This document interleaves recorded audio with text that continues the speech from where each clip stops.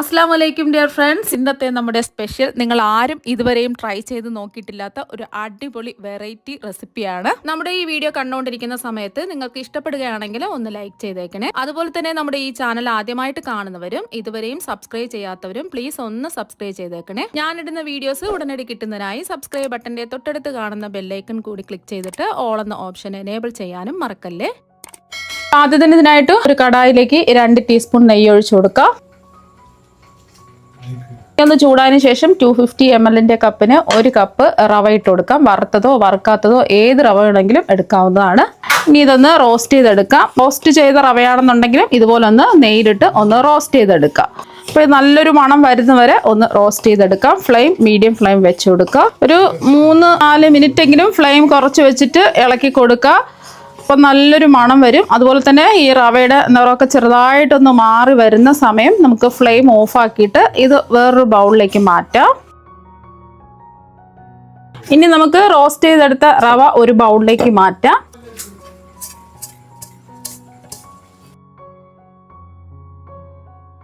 ഇനി ഇതിലേക്ക് നമുക്ക് 2 കപ്പ് പാലൊഴിച്ചു കൊടുക്കാം. നമ്മൾ എത്രയാണോ റവ എടുത്തിട്ടുള്ളത് അതേ അളവിൽ തന്നെ 1 കപ്പ് റവയ്ക്ക് 2 കപ്പ് പാലാണ് എടുക്കേണ്ടത്.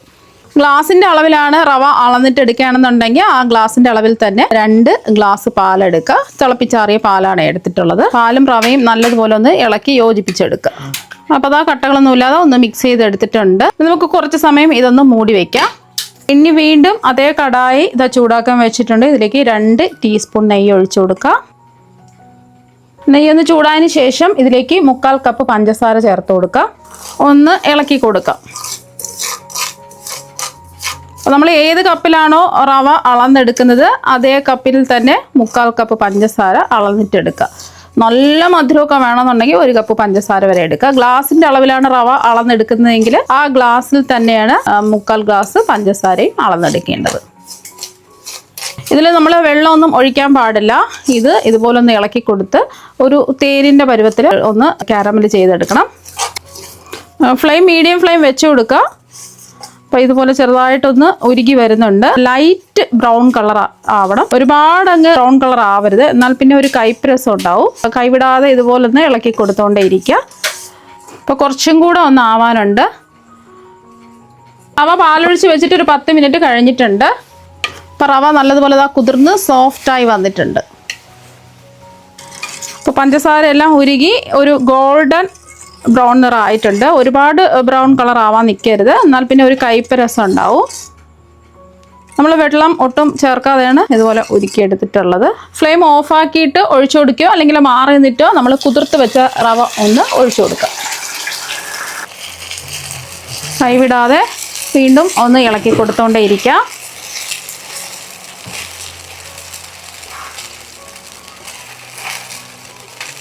നമ്മൾ പഞ്ചസാര ഉരുക്കി എടുത്തിട്ടുള്ളത് ഇടയ്ക്കിടയ്ക്ക് ഇതുപോലെ കട്ട പോലെ കിടക്കും. അതൊക്കെ നമുക്കൊന്ന് തിളച്ച് വരുമ്പോൾ തന്നെ ഒന്ന് റെഡിയായി കിട്ടും. പെട്ടെന്ന് തന്നെ നമുക്ക് ചെയ്തെടുക്കാൻ പറ്റും. അപ്പോൾ ഇടയ്ക്ക് കട്ടകൾ പോലെ കിടന്നതൊക്കെ മാറി കിട്ടിയിട്ടുണ്ട്. നല്ലതുപോലെ ഒന്ന് ഇളക്കി യോജിപ്പിക്കാം. ഇനി ഫ്ലേവറിന് വേണ്ടിയിട്ട് നമ്മളിതിലേക്ക് ചേർത്ത് കൊടുക്കുന്നത് ഏലക്കാപ്പൊടിയാണ്. ഒരു 1/2 ടീസ്പൂൺ ഏലക്കാപ്പൊടി ചേർത്ത് കൊടുക്കാം. ഇത് പഞ്ചസാര ഒന്നും ഇല്ലാതെ ഒക്കെ മാത്രം പൊടിച്ചിട്ടുള്ള ഏലക്കാപ്പൊടിയാണ്. പഞ്ചസാരയും കൂട്ടി ചേർത്ത് പൊടിച്ച ഏലക്കാപ്പൊടിയാണെന്നുണ്ടെങ്കിൽ 1 ടീസ്പൂൺ ചേർത്ത് കൊടുക്കാം. മധുരം ഒന്ന് ബാലൻസ് ചെയ്യാൻ വേണ്ടിയിട്ട് 2 നുള്ളുപ്പ് ചേർത്ത് കൊടുക്കാം. കൂടി പോകരുത്. ഫ്ലേവറിന് വേണ്ടിയിട്ട് വാനില എസൻസ് വേണമെന്നുണ്ടെങ്കിലും ചേർത്ത് കൊടുക്കാം. വാനില എസൻസ് ആകുമ്പോൾ ഒരു 1/2 ടീസ്പൂൺ ഒക്കെ ചേർത്ത് കൊടുത്താൽ മതി. കടായിൽ നിന്ന് വിട്ട് വരുന്നത് വരെ ഒന്ന് ഇളക്കി കൊടുത്തുകൊണ്ടേ ഇരിക്കുക. അപ്പോൾ പെട്ടെന്ന് തന്നെ റെഡിയായി കിട്ടും. ഒരു താമസവും ഇല്ല. നമ്മൾ സാധാരണ കേക്കൊക്കെ തയ്യാറാക്കാൻ വേണ്ടിയിട്ട് ഓവൻ വേണം. അല്ലെങ്കിൽ നമ്മൾ കേക്ക് ബേക്ക് ചെയ്തെടുക്കണം പാത്രത്തിൽ. കുറച്ച് പ്രയാസപ്പെട്ടാണ് നമ്മൾ കേക്കൊക്കെ ബേക്ക് ചെയ്തെടുക്കുന്നത്. ഇങ്ങനെ നമ്മൾ തയ്യാറാക്കുന്ന കേക്കിന് നമുക്ക് മുട്ട ആവശ്യമില്ല. അതുപോലെ തന്നെ മൈദയും ആവശ്യമില്ല. പെട്ടെന്ന് തന്നെ സിമ്പിളായിട്ട് കുട്ടികൾ കേക്ക് വേണമെന്ന് പറയുമ്പോൾ പെട്ടെന്ന് തന്നെ റെഡിയാക്കി കൊടുക്കാൻ പറ്റും. ലാസ്റ്റിൽ ഇതിലേക്ക് നമുക്ക് 1 ടീസ്പൂൺ നെയ്യ് ഒഴിച്ചു കൊടുക്കാം. 1-2 ടീസ്പൂൺ നെയ്യ് ഒഴിച്ചു കൊടുക്കാം. ഞാനിപ്പോൾ 1 ടീസ്പൂൺ നെയ്യാണ് ഒഴിച്ചു കൊടുത്തിട്ടുള്ളത്. എന്നിട്ട് ഒന്ന് ഇളക്കി യോജിപ്പിക്കാം. അപ്പോൾ പെട്ടെന്ന് സ്മൂത്തായിട്ട് തന്നെ നല്ലോണം യോജിപ്പിച്ചെടുക്കാൻ പറ്റും. ഇനി നിങ്ങൾക്ക് ഇടയ്ക്ക് ഒന്ന് കടിക്കാൻ കിട്ടണമെന്നുണ്ടെങ്കിൽ എന്തെങ്കിലും നട്ട്സ് വേണമെന്നുണ്ടെങ്കിൽ ചേർത്ത് കൊടുക്കാം. ട്യൂട്ടി ഫ്രൂട്ടി ചേർത്ത് കൊടുക്കാം. ഞാനിപ്പോൾ അതൊന്നും ചേർക്കുന്നില്ല. ഇപ്പോൾ കടായിൽ നിന്നൊക്കെ വിട്ട് വന്നിട്ടുണ്ട്. ഇത്രയും മതി. ഇപ്പോൾ ഞാനിപ്പോൾ ഇത് സെറ്റ് ചെയ്യാൻ വേണ്ടിയിട്ട് ഒരു കേക്ക് ടിന്നിൽ കുറച്ച് നെയ്യൊന്ന് തടവി വെച്ചിട്ടുണ്ട്. കേക്ക് ടിന് വേണമെന്നൊന്നുമില്ല. വീട്ടിലുള്ള ചോറ്റുപാത്രം എടുത്താലും മതി. ഏതെങ്കിലും ഒരു പാത്രം എടുക്കുക.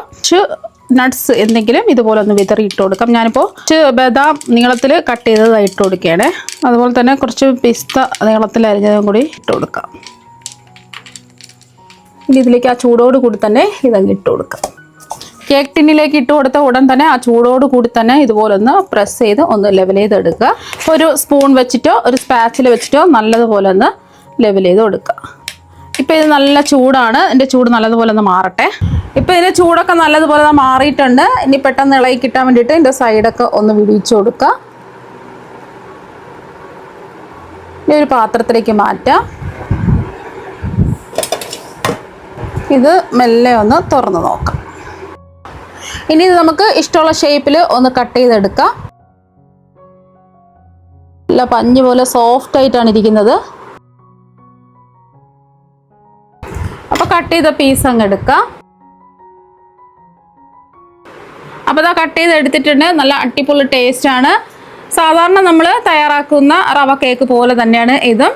ഒരു വ്യത്യാസവും ഇല്ല. ഓവൻ്റെ ആവശ്യമില്ല. അതുപോലെ തന്നെ പാത്രത്തിൽ ബേക്ക് ചെയ്തെടുത്ത് സമയം കളയേണ്ട ആവശ്യമില്ല. ഇത് വേണ്ട, മുട്ട വേണ്ട, ബേക്കിംഗ് പൗഡറോ ബേക്കിംഗ് സോഡയോ ഒന്നും വേണ്ട.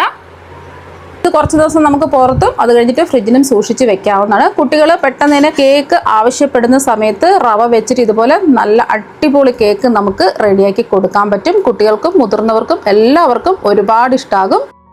ഈ റവ വെച്ചിട്ടുള്ള കേക്ക് ഒരു പ്രാവശ്യം ഒന്ന് ട്രൈ ചെയ്ത് നോക്കുക. തീർച്ചയായും നിങ്ങൾക്ക് എല്ലാവർക്കും ഒരുപാട് ഇഷ്ടമാകും. അപ്പോൾ നമുക്ക് മറ്റൊരു വെറൈറ്റി വീഡിയോ ആയിട്ട് വീണ്ടും കാണാം. താങ്ക്